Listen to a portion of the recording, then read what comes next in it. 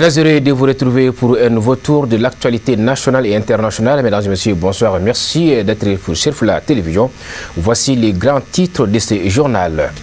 Ségou, la cité des Balazans, vibre au rythme du Maouloud Nabawi, organisé par la section Ansardine de Ségou, sous le leadership d'Asseïd Chérif Ousmane Madane Haïdara. Un titre à suivre dès le début de ce journal.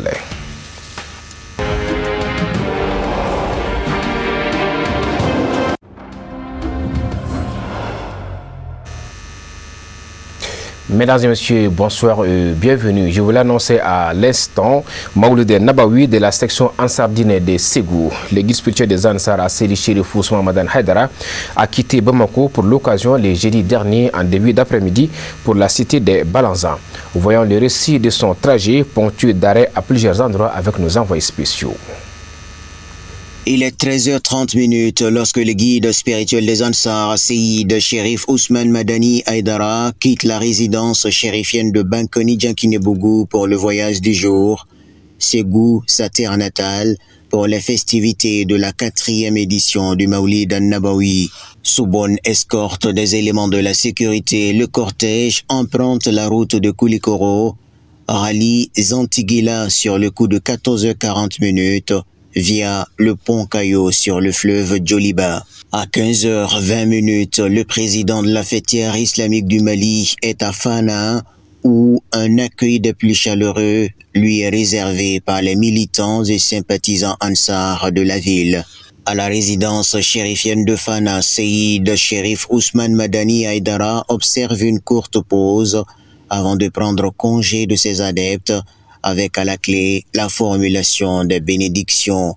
Le président du groupement des leaders spirituels musulmans du Mali fera plusieurs haltes en cours de chemin. C'est le cas ici à Konobougou, où membres et admirateurs du guide spirituel des Ansar sont massivement sortis au bord de la route pour lui réserver un accueil des grands jours et solliciter ses bénédictions. À 16h30, l'enfant prodige de Bamadani Haïdara est à Sanakoro, où une cérémonie d'accueil lui est réservée par une foule en liesse, venue en nombre important pour profiter de son passage. Asseïd Chérif Ousmane Madani Haïdara prendra la parole ici pour adresser ses mots de remerciement au public, suivi des bénédictions. À quelques kilomètres seulement de là, le guide spirituel des Ansar est accueilli avec tous les honneurs par une foule en liesse à Farabougou. Après les interventions d'usage, empreintes de reconnaissance et la formulation des bénédictions, le voyage se poursuit de la plus belle des manières. Prochain arrêt, Zoumaïra.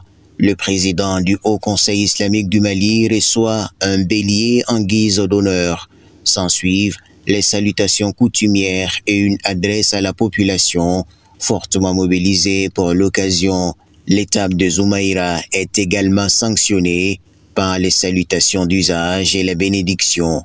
Coup de franc également à Banaba pour la formulation des bénédictions en faveur des riverains. À cet endroit, le guide spirituel des Ansar accordera tout un privilège aux tout petits qu'il saluera à tour de rôle dans la plus grande amabilité. Le fils prodige de Tamani fera une halte également à Tiriwere pour les mêmes formalités. Mot de salutation suivi d'une brève intervention de Zamzamiou et les bénédictions. À une distance de là, le guide spirituel des Ansar, Asseïd Chérif Ousmane Madani Haïdara, est à Daoulabougou. Comme dans les précédents endroits, il est accueilli dans une joie immense par les militants et sympathisants Ansar. Les mots de bienvenue des autorités de la place et le fils de Bassiton Traoré procèdent à la formulation des bénédictions. À Banakoroni, c'est une foule enthousiasmée qui salue le président du groupement des leaders spirituels musulmans du Mali à son passage.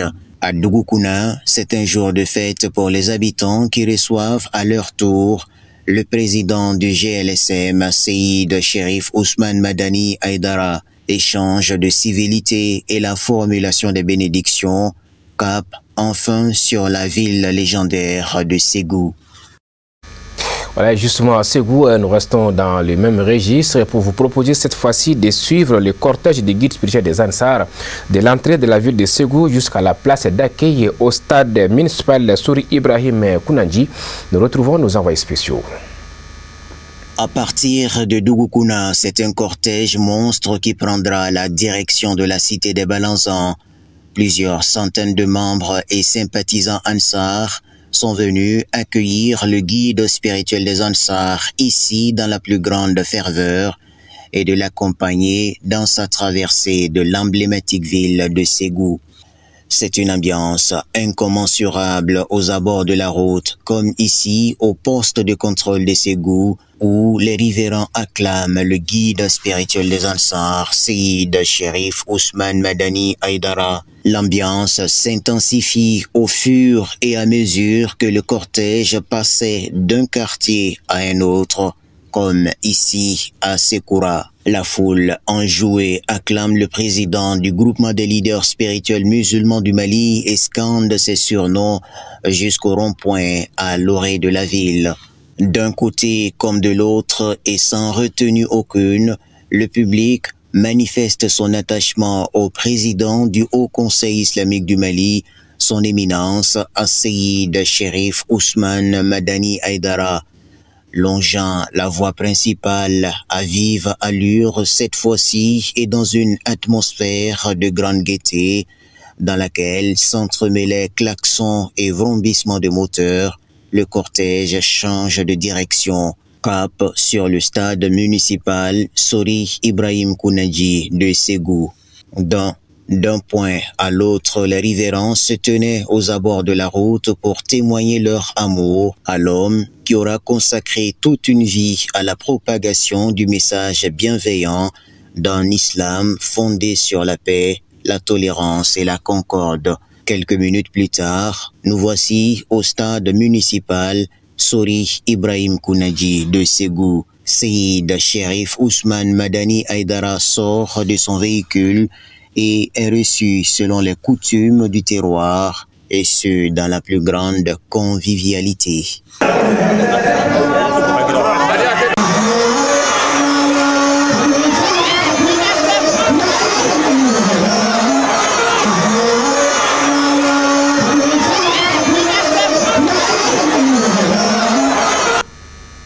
Voilà le stade de Souri Ibrahim Kounandji de Ségou, nous y sommes. C'est là qu'a eu lieu la cérémonie d'accueil du président du groupement des leaders spirituels musulmans du Mali, Seyid Cherif Ousmane Madani Aïdara.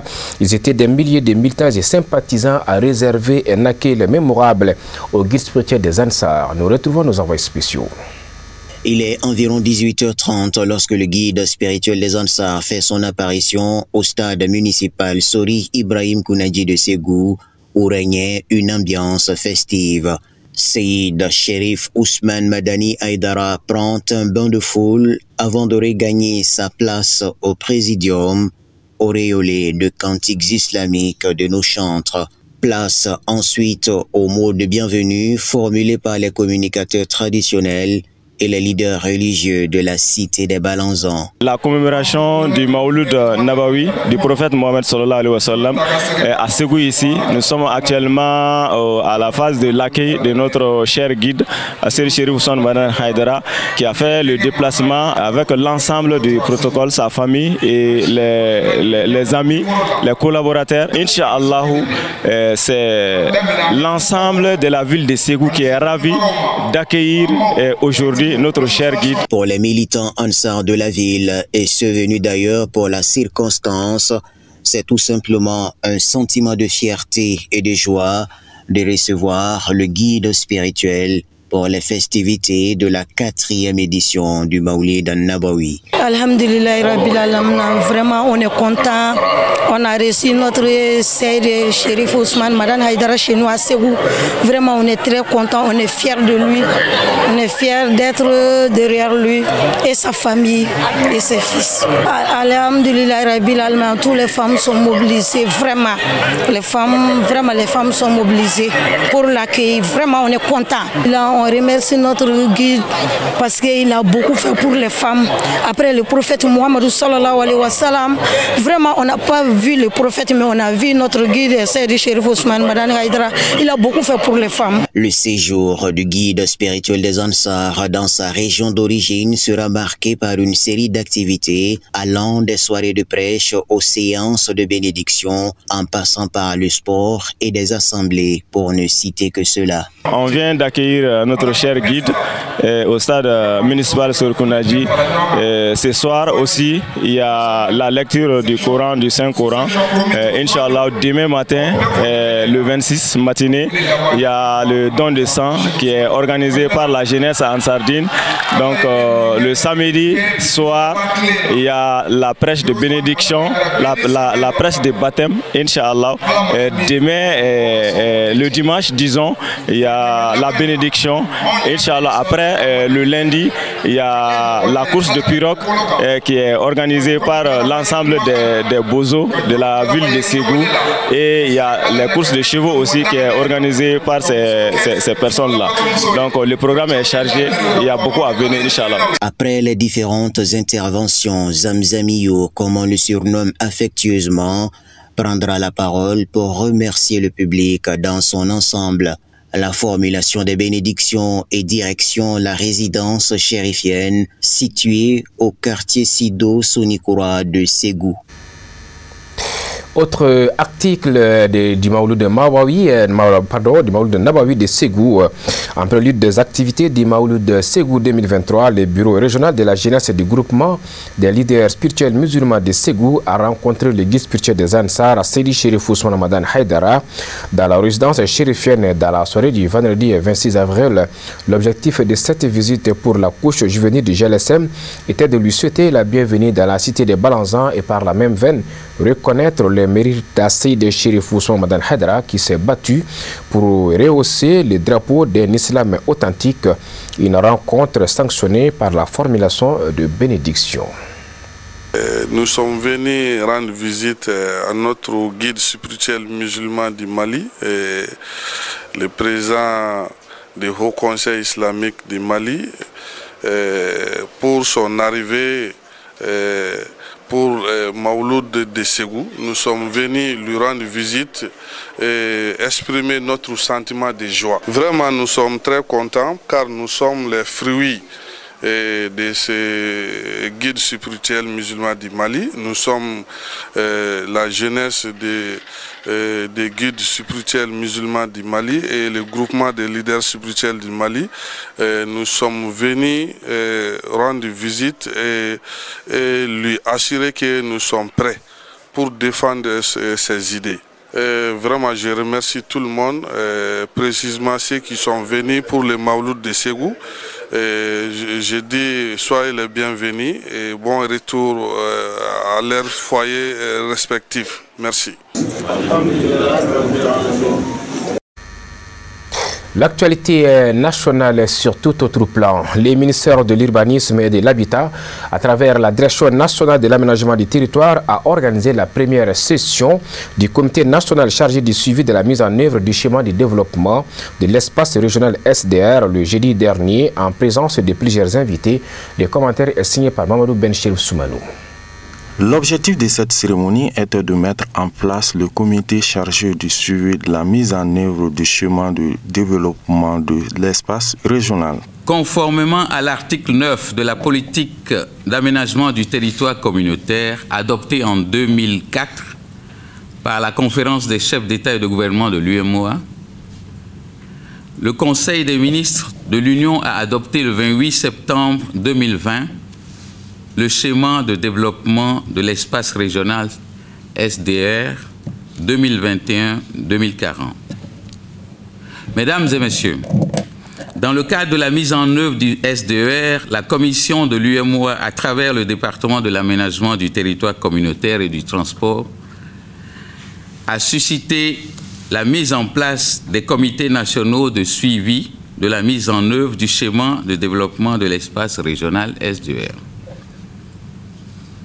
Pour rappel, ces comités ont pour mission essentielle d'appuyer la mise en œuvre des projets du SDR du Mali, d'informer et de sensibiliser les acteurs intervenant dans la mise en œuvre du SDR,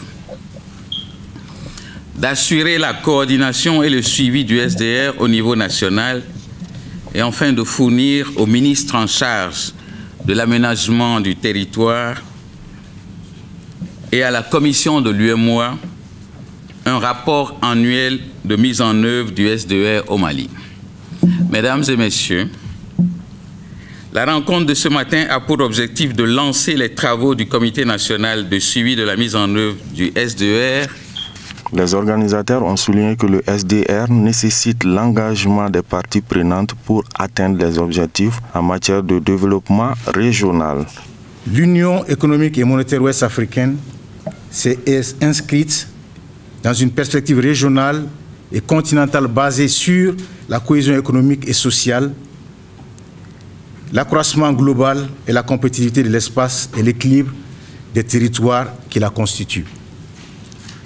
En effet, et conformément à l'article 9, comme ça venait d'être dit, la politique d'aménagement du territoire communautaire adoptée en 2004 par la conférence des chefs d'État et de gouvernement de l'UEMOA, la commission de l'UEMOA a élaboré le schéma de développement de l'espace régional pour la période 2021-2040, qui a été adopté le 28 septembre 2020 par le Conseil des ministres de l'Union.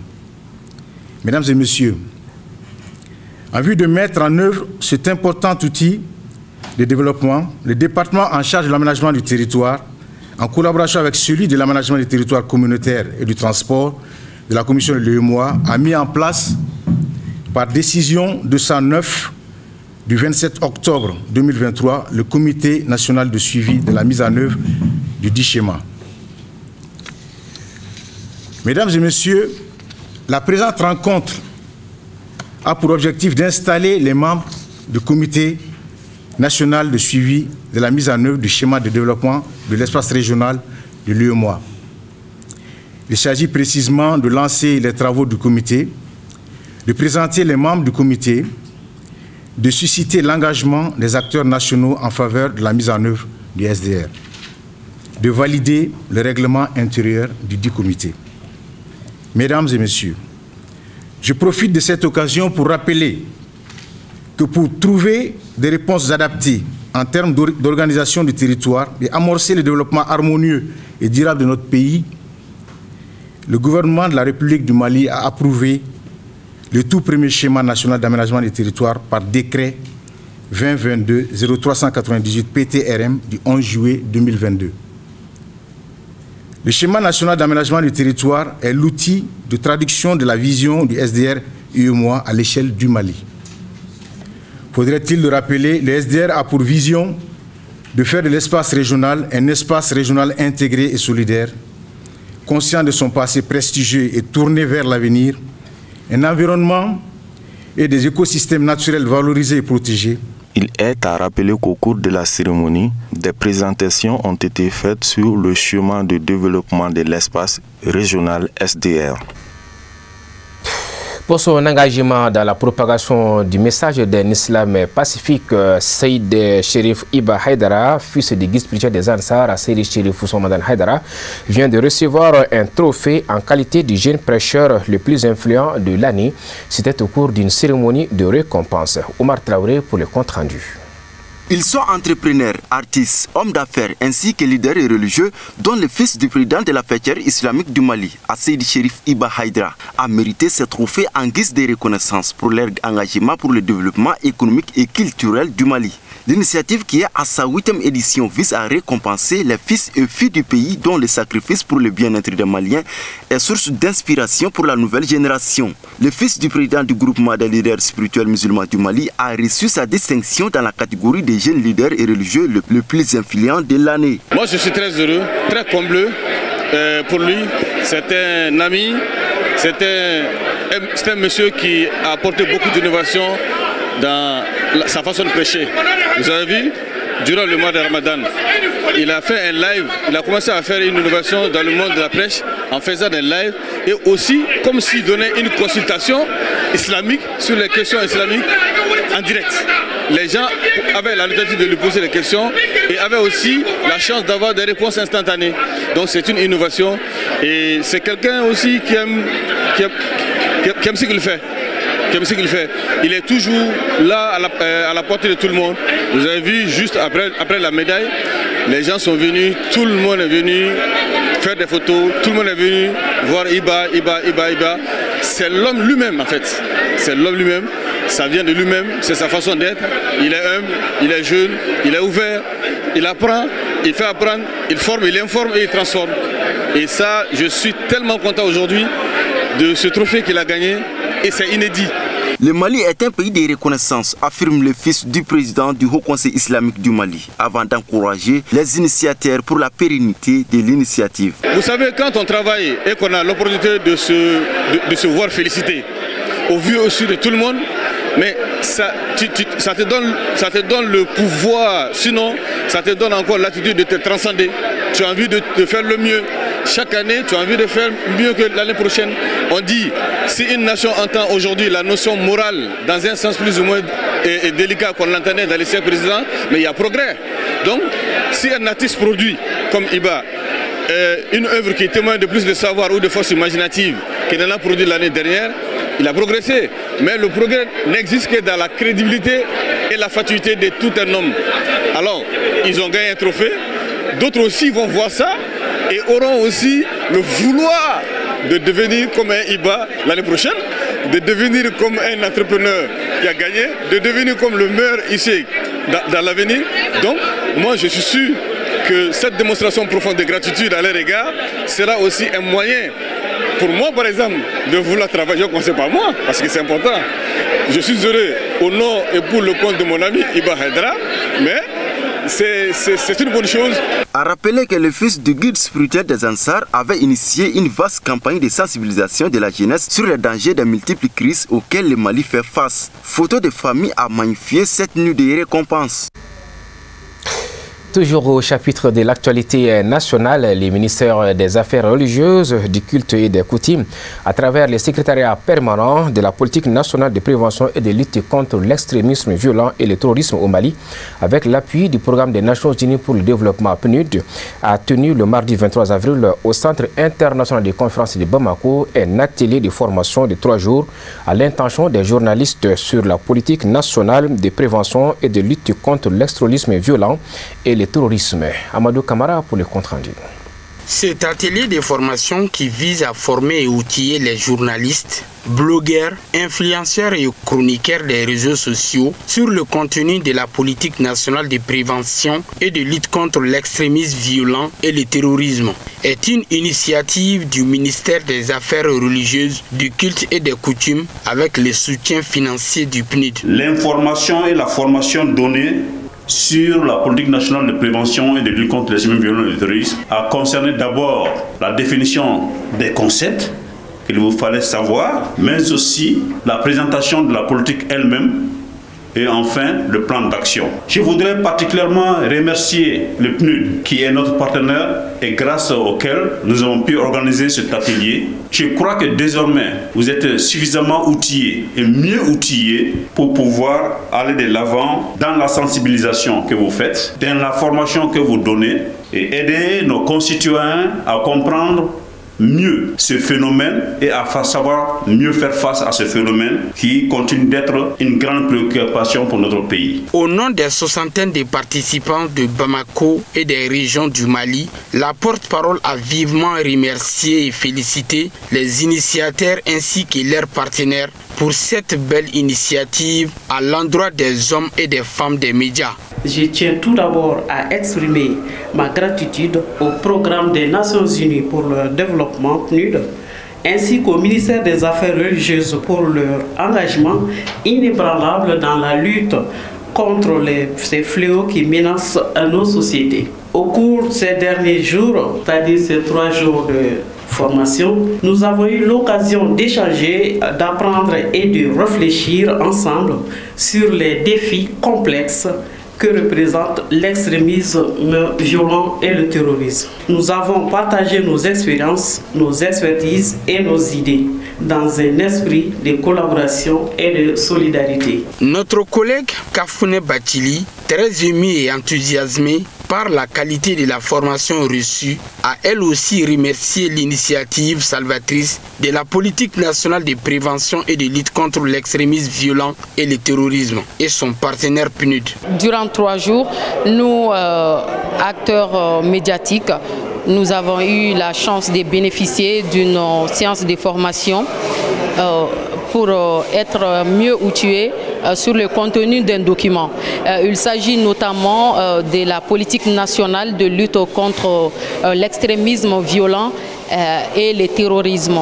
Désormais, nous, journalistes, blogueurs, acteurs de réseaux sociaux, nous sommes suffisamment mieux outillés pour mener à bien cette campagne de sensibilisation pour la lutte contre l'extrémisme violent et le terrorisme au Mali. Nous remercions l'ensemble des organisateurs, en l'occurrence le ministère des Affaires religieuses, du culte et des coutumes et leurs partenaires techniques et financiers.